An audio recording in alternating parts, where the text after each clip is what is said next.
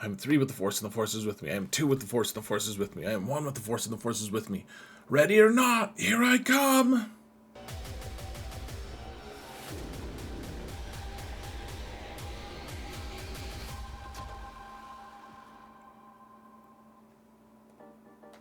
Hello everyone, and welcome to another episode of Zereth Prevails. Today we've got another Faction Essentials video for you.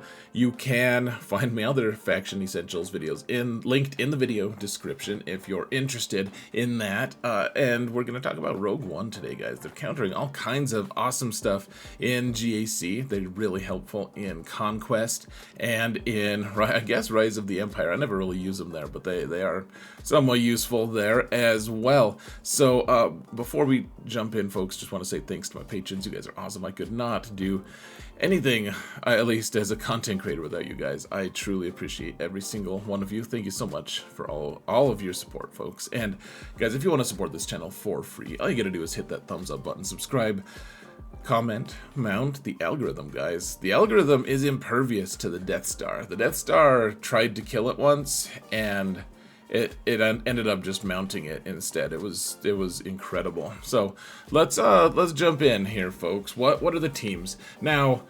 First, I guess I should say, yes, there are other Rogue One characters that can be pretty good on this team. Turret especially is probably the best third, but I found that having double tank on this team is just really, really strong. You don't want people hitting your AdRad. You don't want them killing your Cassian. Everything's pretty squishy. I mean, AdRad, I guess, can kind of take a few hits, but for the most part, you just want tanks. And so Baze is the best 5th character, and then if you can't have Baze, because honestly Baze goes with Saw, or he goes with a lot of different teams. Honestly, he goes with Leia, and so you may not have Baze available. I also realized that these aren't all the requirement characters. Yeah, the first 3 are, and then the K2SO and whatever tank is after that isn't there. You'll want to use Biston, and all I will say is Biston is okay there. He's not great. The win percentages go way down if you add him instead of any other character. So yeah, Biston can be okay in certain circumstances, but I wouldn't highly recommend it. I would also warn you folks, in 3v3, if you're gonna put this team on defense, which I kind of recommend keeping it for offense in general because of how many awesome things this team can take down. But if you need to put it on defense, I get it. I've done it myself, so it's not the end of the world. I would recommend in 3v3, do not put Cassian as the third. I realize that he's Relic 8 for a lot of people because you want to unlock Profundity, etc. This isn't a guide for unlocking Profundity, but I will say that I get wanting to use a Relic 8 character. That's not the right way to do it in 3v3 because he's an open door. You have to have Admiral Radis and Jin. They are the absolute core of this team. You have to have both of them. But then neither of them are tanks. Neither of them want to take hits. You want a tank there to disrupt whatever your opponent's doing. I'm not saying that putting a tank there is going to stop everything, but it sure does stop a lot of shenanigans. Win rates, hold rates are a lot higher with a tank there instead of stupid open door Cassian. So what Zetas and Omicrons do you need? I'm gonna get in trouble here. Some people are going to take exception and take me to task in the comments about how amazing the Jin Omicron is for territory wars, and I'm not gonna debate with you other than to say it's not one of the top 16 teams, even with the Omicron. So once you get to the top end, you just won't really use it. At the lower end, you might use it some. I'm not gonna tell you can't. It's a fine Omicron. It doesn't really move the needle that much, in my opinion. But you do, on the other hand, in GAC, you want the Admiral Radis Omicron. There's a lot of cool stuff that it does, including giving your entire team 40% extra protection, which is what you want. You want to survive until you can kill the opponent's team. I mean, that's how it always works, right? But in general, that's the goal for Admiral Radis. You just kind of have to be patient. You have to wait. You're like Chuck Norris doesn't sleep. He waits. You want to be like Chuck Norris, guys. So you want to put the Zetas on Radis. You want to put the Omicron on Radis, and you want to put Jin's unique Zeta on, and that's it. It only takes 3 Zetas to power this team. It's actually a little crazy. And then K2SOs can be kind of helpful. It's not, I wouldn't call it required, but it is. It can be nice. 1% protection every time someone hits him. I mean, I guess if you mod him for a ton of protection, it can kind of add up. But anyways, you know, in the Cassian one, if you're going to use this team a ton, I mean, I applied it on my main account. So, all right, let's look at the characters here and how to mod them. So, Admiral Radis actually really wants to be modded very similar to the way General Skywalker is because of his Omicron. He gets plus 40% extra protection from the Omicron, and so you want him to be fast. You want him to stay alive, but you want him to be able to hit a little bit hard. And I guess I didn't show the offense stat on my Radis, but I mean, I have an offense set, and then sure, offense is great because of his big ultimate, right? His mini ultimate ability, which is part of like a big reason why you're going to take him. It's just so suffocating and awesome, and you want him to actually be able to one-shot as many characters as you can. I think survivability kind of takes the precedent there. Like, you want the priority to be on him staying alive, but at the same time, you do want him to do a little damage. So modding him with an offense set, not too bad, especially because there's not like a protection set or something, right? And then you want him to be pretty quick. And the things that make him awesome, folks, I mean, he takes out a lot of teams that aren't the you know, Empire stuff, but against Empire especially, they keep putting out new Empire teams, and it's awesome, especially because people like to put him on defense a lot. And he dazes, as long as he's the lead, he dazes the enemy Empire team as soon as they gain bonus turn meter. Remember, against a Star Killer team, that doesn't work against like EP Mara because they're immune to daze under Star Killer. So, you know, there's a few, like Lord Vader doesn't really work against Lord Vader teams because there's I mean, there's a lot of reasons it doesn't work against Lord Vader teams, like exposes don't do damage, etc. And I think the biggest thing, though, guys, one of the second ability that I'm showing here on the bottom is showing how Rogue One, if you get crit as Rogue One, your opponent immediately gains an expose. Now, your power is going to diminish pretty significantly on this team if you can't do damage via exposes. If they're immune to that in some way, then you like for instance, Kylo Ren Unmasked does not take exposed damage, really. Like, it's a small amount, but not much. And so if it's a team full of characters like that, maybe rethink trying to counter it. Otherwise, a lot of these teams are pretty good to go. I'm gonna show you guys a few videos, but he's pretty cool, guys. Honestly, just keep him fast, keep him safe, keep him secret. You know, the stuff. So Jin is his right hand man, apparently, even though we don't really know if Jin actually ever met Radis. I like, maybe in that meeting, I guess, but that's kind of funny how it works. So as long as Admiral Radis has his unique Zeta, I think it is, then Jin can't die until he's dead. So you can, for some reason, when I was first modding her, I put a ton of defense on her and protection, and you don't need that because she doesn't ever die. Ever, because of AdRad. And if AdRad dies, then she can revive him, and you want to be able to revive with her. I should have shown that ability. I just didn't have enough room because she wants so many stats. If you do a crit with her AoE, then she revives someone. Everyone knows that. So you want a lot of crit chance if you can find it. So putting a lot of relics on her is one way to do that, of course. And otherwise, she wants to be a little bit fast. She could be hitting people. Gosh, I kind of made her really fast, didn't I? Dang. And then I made her Relic 8 on my main account. I'm not saying you need to do that. She's required at Relic 5 for Profundity, I believe. But she's She's the kind of the one that I would say if you're going to work on one character outside of, I guess, working on one of your tanks, you know, Scarab Rebel Pathfinder or Baze to make this team better, then Jin is a good target for extra relic levels just because she's gonna do extra damage, and the Radis team doesn't do a whole lot of damage other than through expose damage and through the mini ultimate from Radis. Otherwise, those are like the two ways you do damage. The third way might be that Jin actually hits kind of hard. The other thing you want to keep in mind, folks, with her AoE, she's gaining potency every time she crits with her AoE, but then she also has an ability that just steals turn meter from people and keeps it for herself, so she takes a lot of turns anyways.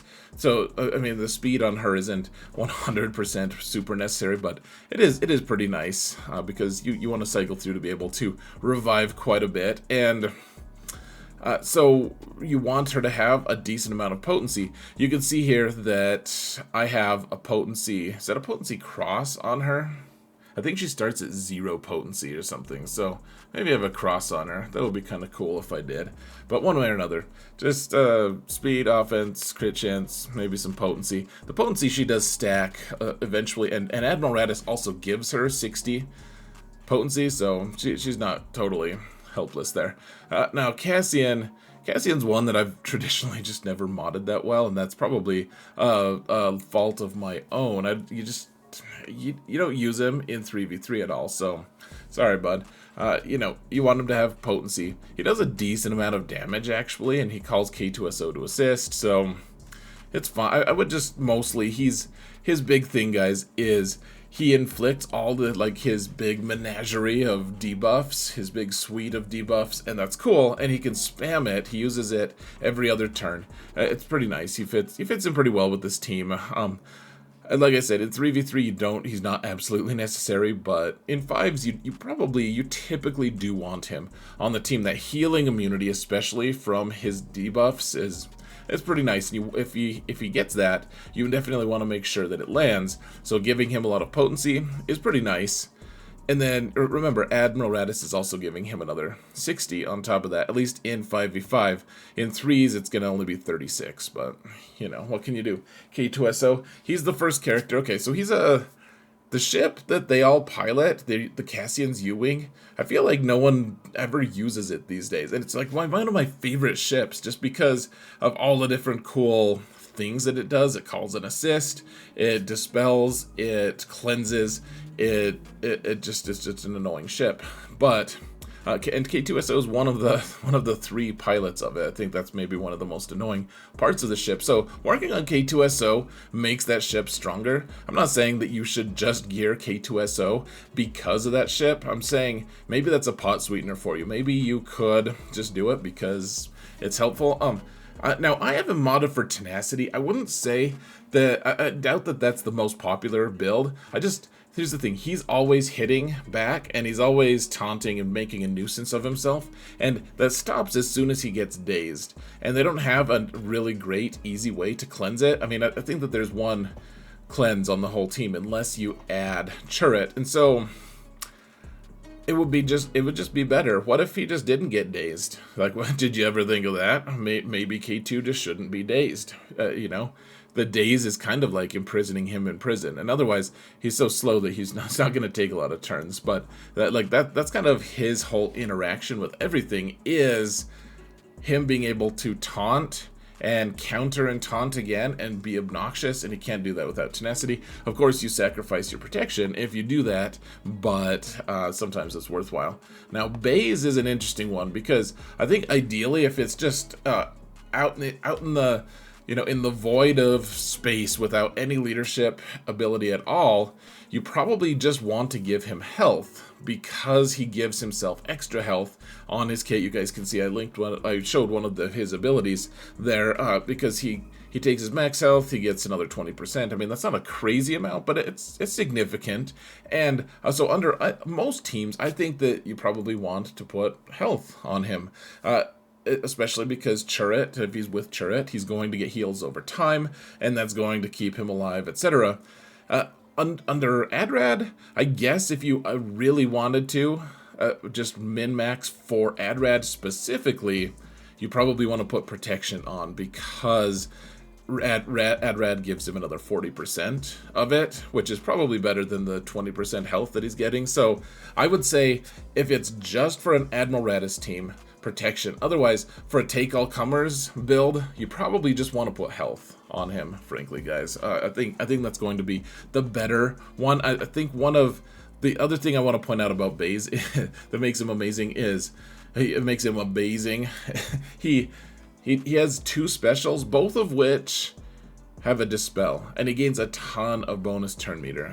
And if he's with Cere, he does even more. He's a beast. I'm really excited for the new Kron set, actually. And we're not going to talk about Krons here right now, but I am excited to see him and Cere just rip people's faces off. It's a whole lot of fun, folks.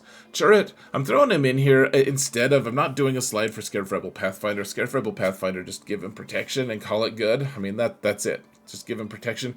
Cere, just give him health, a lot of health, because he does all the heals over time. Again, you could maybe make an argument to give him some protection under AdRad, but for him, I think in general you just want a ton of health if you can. And then he actually does a decent amount of damage sometimes if you want to facilitate that. I don't think it's quite worth it. So what are we killing with this team? So the Imperial teams, of course, like a Grand Inquisitor team without Riva on it, just get 100% win rate. Now you can see, if you add Baze versus Scared Rebel Pathfinder, which I typically I've used Scared Rebel Pathfinder for most of them, but Baze is going to increase your win rate against almost all of them, except for that Dark Trooper Moff Gideon team, because Baze gains so much incremental turn meter over time that he actually doesn't get a whole lot of turns. He gets set back by Dark Trooper Moff Gideon. I mean, it's still a pretty decently high win rate.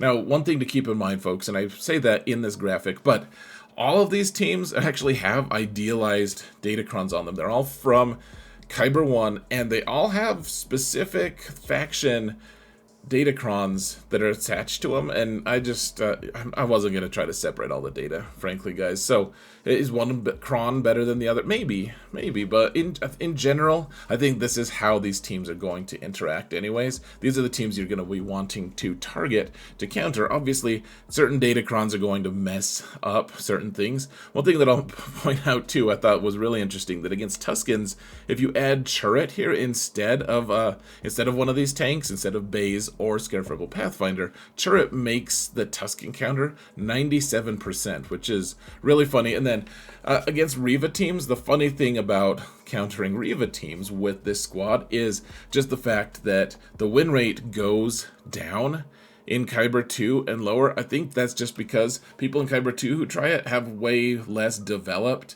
AdRad teams, which means the more relics you pack onto your team, the more likely you're going to be to take down a really big, awesome prize against Riva. Remember, 72% is still pretty far cry from 100%, but that's a pretty good win rate in my opinion. Now let's go. I want to show you guys 2 important things. First off, we have, see this huge buff here on the screen? Look at the buff above Jin's head, above Radis's head. That's the Spark of Rebellion buff, and it lets you kill Imperials. It lets them kill them dead. It makes it so they can't revive, folks. So watch this. We're skipping forward in this. I'm not showing you the entire clip. I want to show you guys how you can snipe out Iden. This is one of the #1 things that people are like, oh my gosh, I had no idea that was a thing, because they don't realize the Spark of Rebellion just auto kills Jin, or permadeaths her. So you know, we're dispelling with Baze. All right, we almost killed her. She's got 3. Now she's got 6 exposes because she did 6 crits. And we have the Spark of Rebellion buff, and now she's just gone. That's it. Game over. So just keep in mind that she can't revive. Remember, normally you have to kill the ads first and then Iden, but in this case, you can just take her out with AdRad, which is really nice. Now, this is one with the AdRad team against Dark Trooper Moff Gideon, and this was last season against a pretty well modded opponent. Really good match here. So immediately you see the Scout gained bonus turn meter and now has days on her, and you see Jin stole turn meter from Moff Gideon. And the whole way this team plays, folks, is just sit there. Like, you don't do overt damage, really. Like, you're just doing exposed damage. And so the AoE from Scarif Rebel Pathfinder is actually pretty nice, because it can hit those if someone has a lot of tanks on the team, like this Dark Trooper Moff Gideon team has 2 tanks, then your AoEs are still going to be able to reach those exposes. You just have to be strategic about it if you can, because sometimes it's like, oh, well, no one actually has any exposes. Let's save that AoE.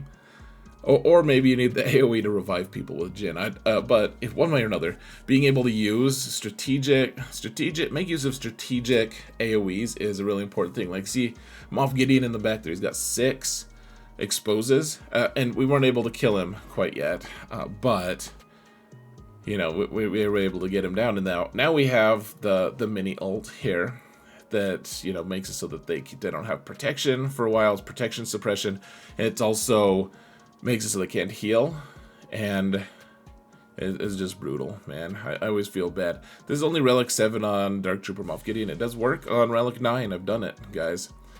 It's just, you just keep AoEing them to death, man. It's brutal. It's so fun. So fun to use this team, folks. So what are you gonna do? This has been a lot of fun. So come watch me on Twitch, I guess, if you want to see me use AdRad this season. There's some crazy stuff we're gonna be using AdRad for this season, and you know, 3s and 5s. Go check that out. It's in the video description. I think that's about it, guys. Let me know what your thoughts are on Rogue One. Go forth and conquer. Let me know if you, I don't know, give me feedback, I guess. Thank you so much for watching, and remember that in all things, Zereth prevails.